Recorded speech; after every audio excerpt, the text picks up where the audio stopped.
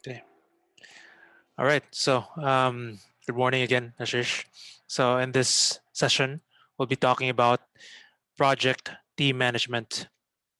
Um, I don't know how many projects you've handled, but as long as the project is composed of people like beyond you, then team management is really critical. It will make or break a project. And I want to start this conversation with a key shift in mindset, or at least a key preparation in terms of mindset, which is that project managers need to own their project. And that concretely means that you should be blamed for any failure of the project. So that's important because for us to be actually manage a project, we have to have power over the project. And the only way to do that is to have ownership. And the concrete way to have ownership is that we should be blamed for the failure. So, and this is one key, how to call this, a lesson I've learned because, there's always this tendency to blame other people for failures in the project.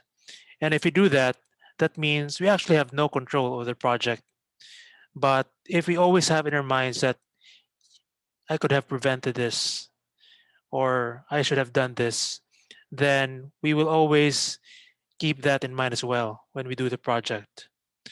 For instance, if we blame the a failure in the project for someone's work or failure to do work, well, we have power over that as a project manager. For instance, in terms of their training, in terms of their motivation, and ultimately, if that person doesn't really fit that role, we have power over who we choose to work with in the project. And if we say that, I've been forced into this project or whatever, then we still have power over choosing to work on a project. So the project charter is not simply a way to agree among your stakeholders and teammates on what this project is. It's also for you to say, okay, I am choosing this project and I am owning whatever blame there will be in the choice of becoming the project manager for this project. So that's the key idea. I think that underpins people management in a project. So at the end of the day, the project manager owns the failure of the project. So that also means you have power over the success of the project. So that's the other side there.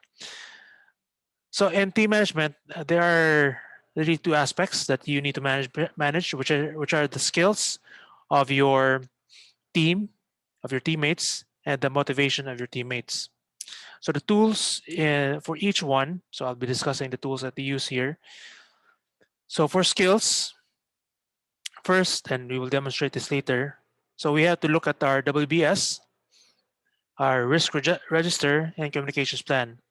So if you don't have time, you just look at the WBS. In theory, you should have placed, the things to do from your risk register and communications plan into your WBS.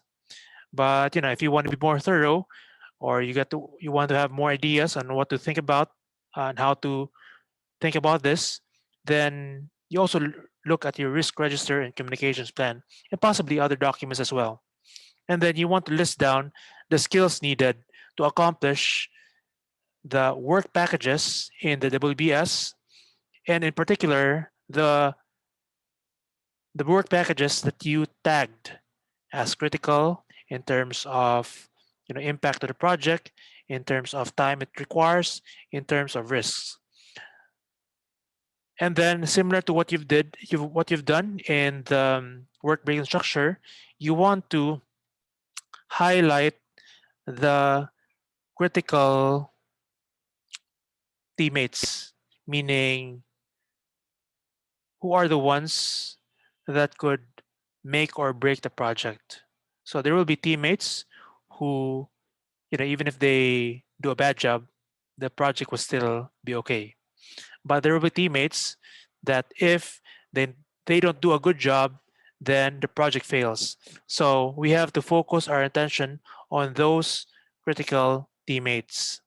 This means we have to work on better selection for them for those roles.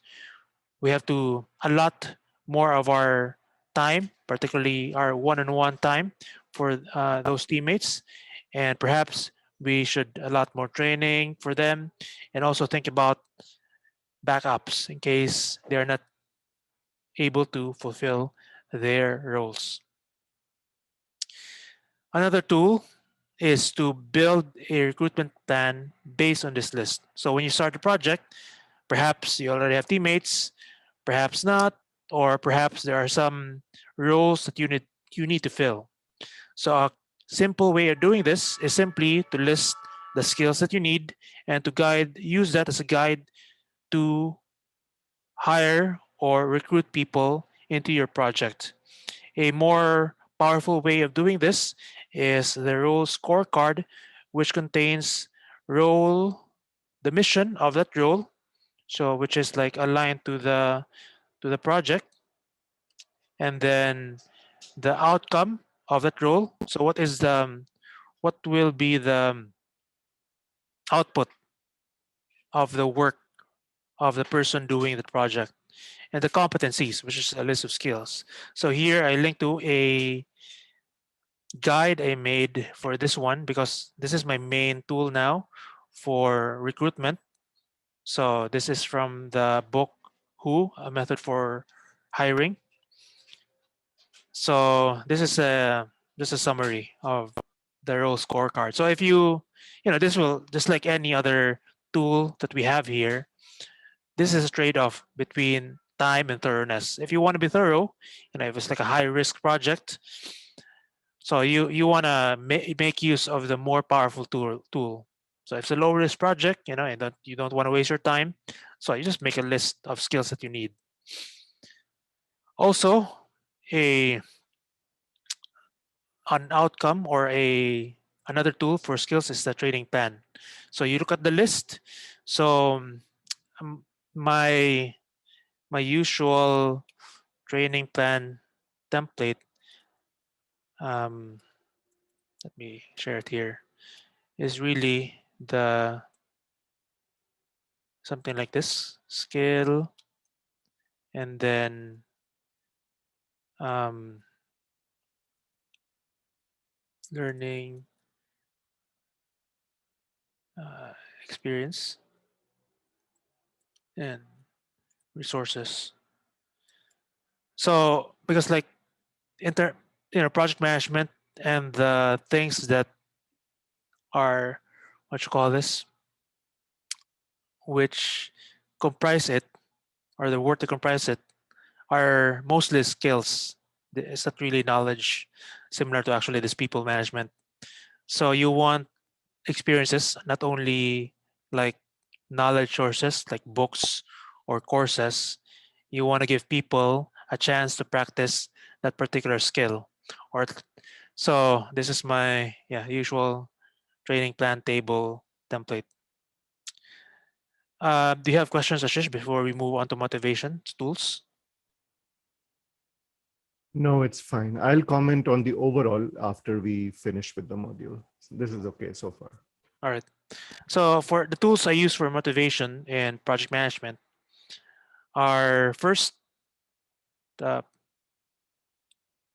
this framework of which has been um, validated by scientific studies, which is like for knowledge workers, you have three important aspects of motivation. They have to see the purpose in what they're doing. They have to gain mastery in whatever work they're doing, and they have to have autonomy. So, in planning for this, we ask ourselves, do we know for each of our teammates, especially the critical ones, what is meaningful for them? What is meaningful for them in relation to the project? No. Is it impact? Is it winning? Is it making more money? Is it recognition? So, we have to know our teammates, particularly those who handle critical roles in the project. And then how do we connect the project to this meaning? What is the connection? Is it that, if they do their work well, this project will make an impact to something they care about? If they do their work well, we they we could give a recommendation for their promotion. So what is meaningful for them? And this one, we have to know people. There's no other way there here to, you couldn't do a survey here. This has to be some sort of conversation. And also, how do you repeatably communicate this? So, this could be your internal communications plan for each of your teammates. So, whatever is meaningful for them, that's something you have to bring up in your meetings. As is this something you have to highlight when you do your communications. So, for mastery, so people want to become good at their game. So, we need to plan out the project so that there is visible growth in their game. So it's not only that they are actually growing, that we have to also take care that they see that they are growing. So one easy way of doing this is like in your team meetings, you could add a section where you ask people, so what did you learn in the past week? How did you grow in the past week? It also helps you as a project manager because your teammates are not the only ones you are managing in terms of motivation. You also want to motivate yourself. You want to be persevere in your enthusiasm for the project because that that is that is communicated and transmitted to your teammates. Your motivation, your enthusiasm. So if you remind yourself that this is meaningful for you and you are growing as a person because of this project by sharing, for instance, specific things you learned through your work, then this is an easy way, a quick way of realizing that you are growing in mastery. And then lastly, autonomy. So as a project manager, because you are orchestrating the work of different people, you want to you have to choose what is the outcome and the due date for the tasks related to or you assign to people, to your teammates. So but what you want to give them is the how, meaning, so this is the outcome and this is when this is supposed to happen, but how that becomes reality is up to you. So people have to feel that they have power over what they own. You are not, or we as project managers are not like puppet masters, and then our teammates are just, you know, robots who execute on what we assign them. So they have to feel ownership on those work packages that they own. And then another tool for motivation is a reward plan. So my template here is that so you have team members, you have a key performance indicator, and you have a reward for that. So I normally just keep this to myself. This is like something like you want to surprise them, or at least me, I like to surprise my teammates on what those rewards are. Um, and those rewards need not be monetary. For instance, just realizing that helping them realize that this experience is valuable for them, for their careers, for their growth, helping them realize that they have made an impact through the project, to recognize them in front of their peers, and to be grateful as well. To thank them. Those are rewards, and you want to distribute them throughout the project. So it's not just one big reward at the end of the project. You want to gradually give out those rewards to constantly motivate people. And in your back pocket, you also want to have some negative reinforcement ready just in case you need them. For instance, constructed feedback, well, you have to tell people if they're doing something wrong. And you have to have an escalation for this. First, it could be private, one on one. Hey, by the way, something, and it could be informal. It may be better if we do it this way. And then if it continues, you could escalate it. It could be more formal, like an email, and the email could be private, and it could include perhaps the manager, direct manager to the person, if that's not you, or it could be the escalation is like it is a informal but public, meaning in a team meeting you mention the feedback. Hey, I think this is not the right way to do it. So that's stronger than a one-on-one conversation. And also you have the formal and public. It's like giving the feedback in an email, with everyone else in copied in the email. So you want to have that in your back pocket just in case you need it. Um, Also, in a great way of showing that of demonstrating negative feedback or giving negative um, reinforcement is lessening ownership or autonomy, like assigning the task to someone else. This is a very clear signal that that person is not doing the job well. And sometimes you have to do it because like the project is what you call this um, is affected by that person's work. But keep in mind that it's also a failure on our part as project manager of not being able to anticipate or help this person do the task. So this is like last resort, you know, like doing you work yourself in a project, which is owned by other people, is a failure in project management because we didn't foresee that that person needed help, that person didn't have time, that person have other problems. We didn't have a backup for that person. So, but sometimes it needs to be done. So another concept that helps us in managing motivation is skin in the game. So everyone has to share in the victory and defeat. So meaning when we celebrate, we recognize people.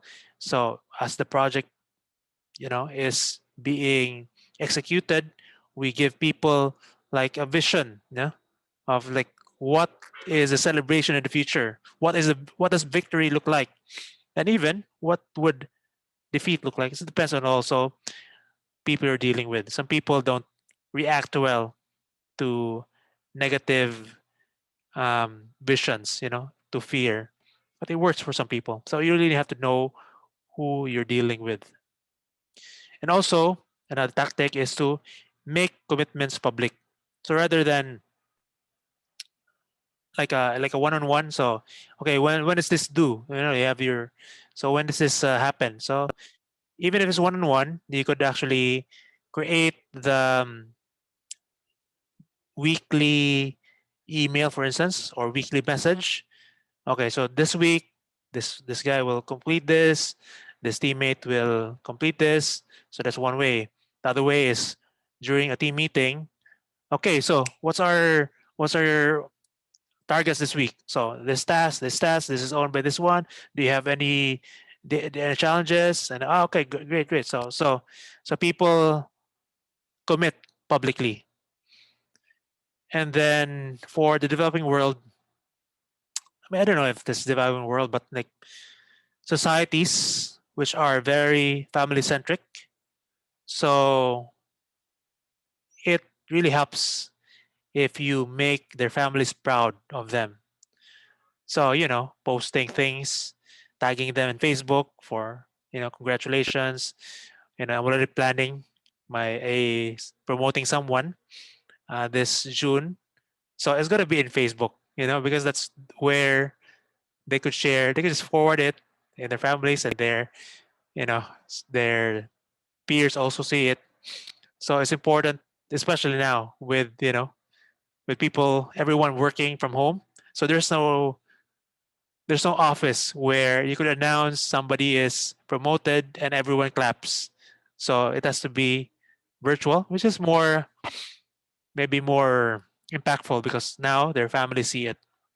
In the past, we would give plaques of recognition where they could bring home, and it makes their parents proud. So this is a skill. This is not just knowledge. We couldn't just know this and become better at it. Of course, having these frameworks, knowing how to think about this, and some reminder of how to do this is helpful. But we need to put in the reps for this. Meaning, we learn this as we manage more people. And I have a couple of interesting TED Talks. Yeah, TED Talks, which I normally share when I do this training. And, you can just take a look at it.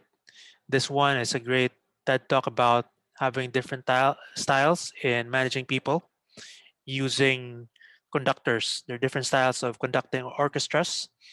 And, you see there, I'm sure you could see different managers that you have worked with those different styles in this one. So this is a nice TED talk. And then that study on mastery, autonomy, and purpose is explained in this TED talk by Dan Gilbert. So that is the framework for managing people and some tools there. So before we apply them to a particular project here, would you have do you have any questions, Ashish? No, I'm okay. Cool, cool. So let's just work on, for instance, looking at the skills we need for a particular project. So let's go to so let's place this in the sidebar, and then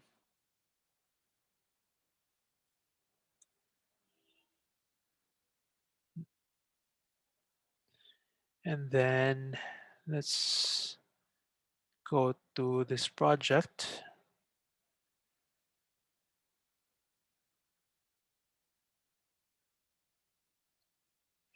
and then let's let's create a page for this.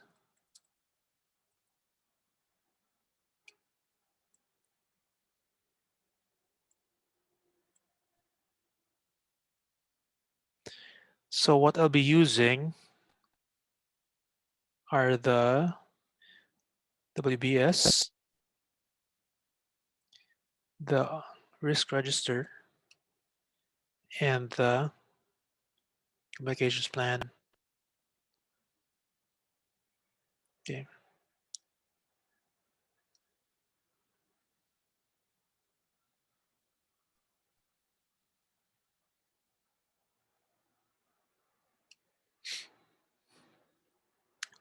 So let's just list down the skills needed for this particular project. And if you remember, we already, what you call this, tag some items here. No, not yet.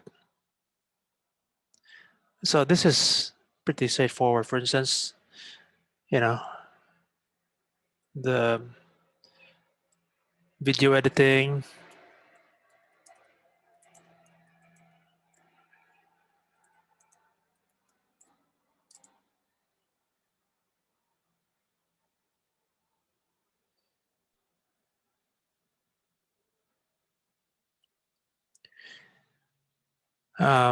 this one is,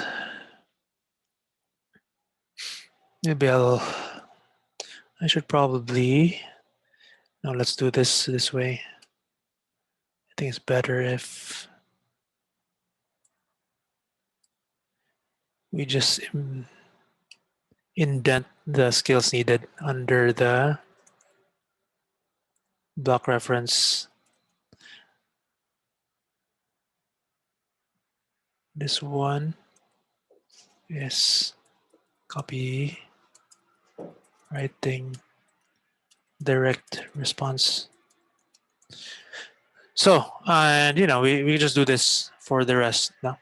And now, we could easily look at our team and see which if there are gaps in the skills of our teammates. And then yeah, you could use that to seek out volunteers, other volunteers, or recruit people, hire people. And then yeah, for this one, I don't think I need to do a role scorecard. This is not big enough for this project, but if you're interested in this, just go to this guide, or if you want, you could read the book for this if recruitment is critical for you. So for the training plan,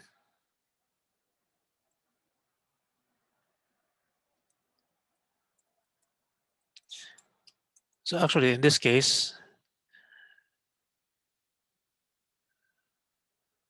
let me just copy this.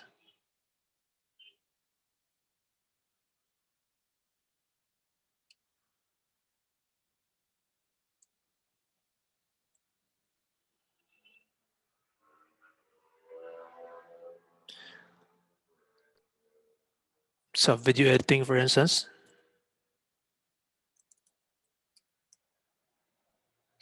So here, um, I actually have, I just selected some resources from the internet, and then because in this case, it's going to be me who's going to edit the video.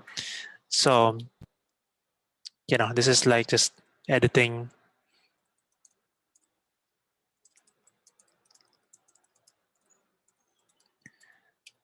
and then the resources like, so I just Googled, for instance, in this case, I searched for crowdfunding videos. So, I just reviewed maybe two or three of them, and then I have some notes on how to do this. And actually, right after this conversation, I'll be actually creating the video for this project. No. So,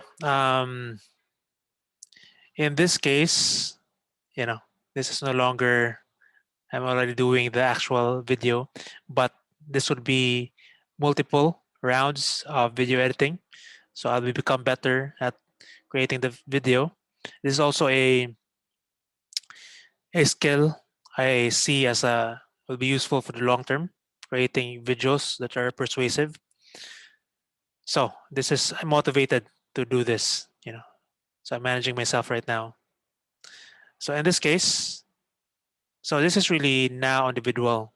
So you have to think of each of your teammates and you know understand what is meaningful for them. So for me, in this project, I work with a lot of academics, and academics really the at least in my experience with them, they're what they really care about is impact and also recognition in terms of appearing in papers. And I was surprised even with the order in which the names appear in a paper is also quite important. So anyhow, so those are the things like I would have never thought about those things unless I spent time with them. So that's a key thing that I keep on bringing up as well. So I asked them, so do you think this will be a good paper?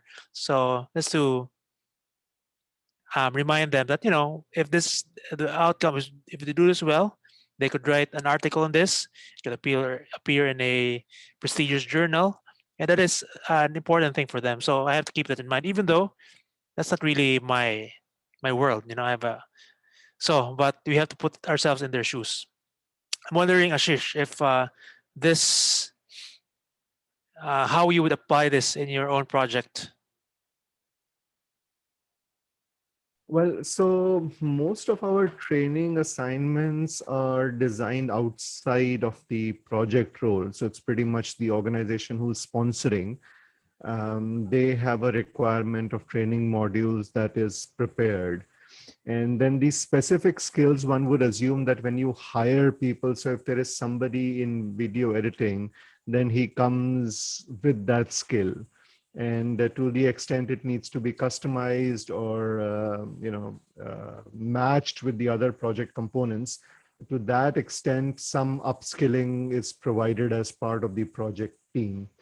And as I was listening to you, one of the drawbacks that I have seen, not just in my project, but the other projects I've been associated with, is a lack of a formal training plan. So they will assume, the resources come on board with a skill set, and then by trial and error figure out the solutions, which is frustrating, time consuming, and sometimes costly. Most of the time the projects are focused on implementation, and either there's no budget or there's no time to dedicate to training. So you move from implementation or one implementation milestone to another, and then one project to another. And there's no project specific training component built in. So that I think is a scope for improvement for me. Cool. So in this for this one, I haven't really made a template for this because like this is normally just in my head. But I imagine that if you really, I mean, now that I'm using Roam, I could probably do this for large projects. Like if you make a table and then you have your your teammate here,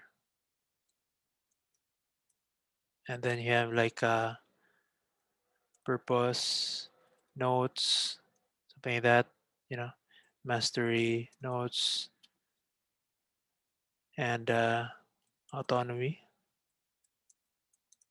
No, just thoughts on like how do you design the project so that it they are reminded of its purpose, it's connected to their own purpose. You maximize mastery in the tasks that you give them, and you also give them the appropriate autonomy for in the project. So yeah, this is how I would um, manage this, or at least formalize this.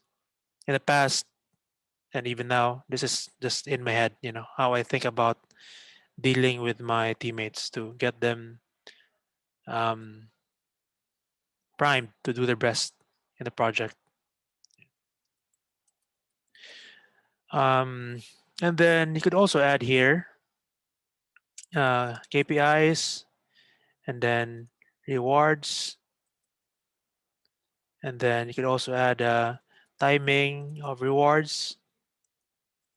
Yeah, so this could be your notes, or you could be, you know, you could of course um, use,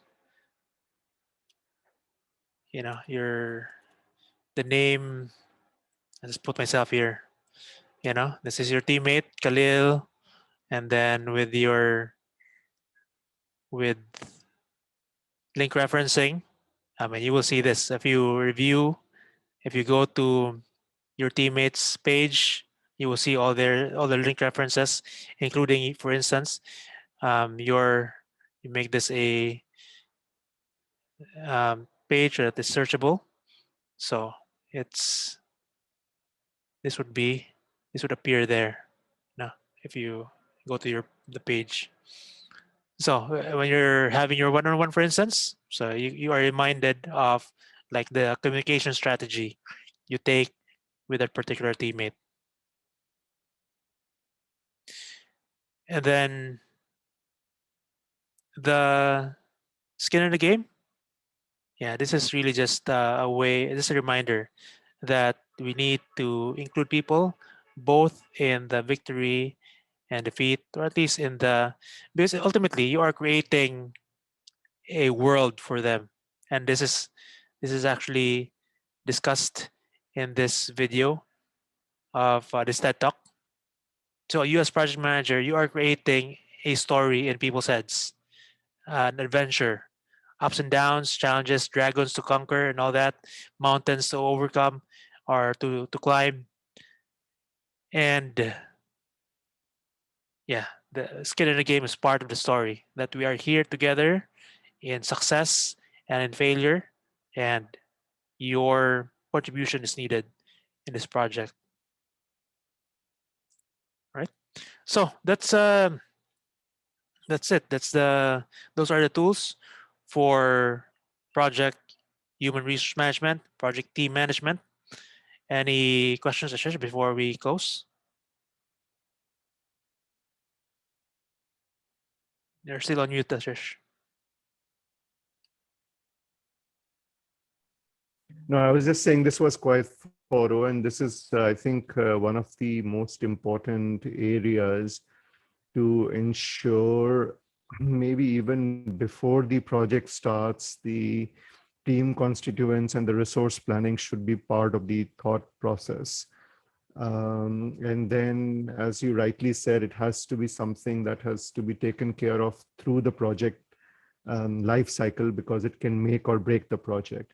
So to make sure that you have motivated team members who continue to remain motivated, bring in the right skill set, the right attitude, they have ownership, they have a skin in the game, they are rewarded in different ways, implicitly, explicitly, recognition, because the project is as successful as the team members are. I'll look at the TED links, they're very interesting, and the one on the orchestra team and the conductors as well. um, but it's also the biggest challenge, because I was thinking most of the time, a project manager may not have complete freedom in selecting the team members. There are different incentives that play, and then at times you may lose your best team member to another project, or he may decide, or she may decide to move on. That's a huge challenge. How do you manage transition while the project is running? Then project dynamics. So each project is like a mini company. You have assigned roles and responsibilities. There needs to be understanding, explicit and implicit both. So how do you manage that? So the HR factors of the project management role is very critical. Most of us are technical people who know how to understand and solve technical problems, build bridges, build roads, build technology. But when it comes to people, it's a different ball game altogether. Yeah. So how you incentivize, how do you set in the performance indicators? So managing the team is a project within a project, basically. Yep, definitely. So yeah, this is a section, part of the project, which is critical. So, and as you mentioned, many of us, or all of us, you have to learn this. This is something that each project manager can grow in, and yeah, hopefully with these frameworks and with this, these talks are also quite interesting. So, I really encourage you to check them out, and could talk about it next time if you want. Um, yeah. So I hope that was useful, and thank you so much, Ashish, for this session. Thank you, Karil. Thank you very All right. much. Have a great day. Bye bye.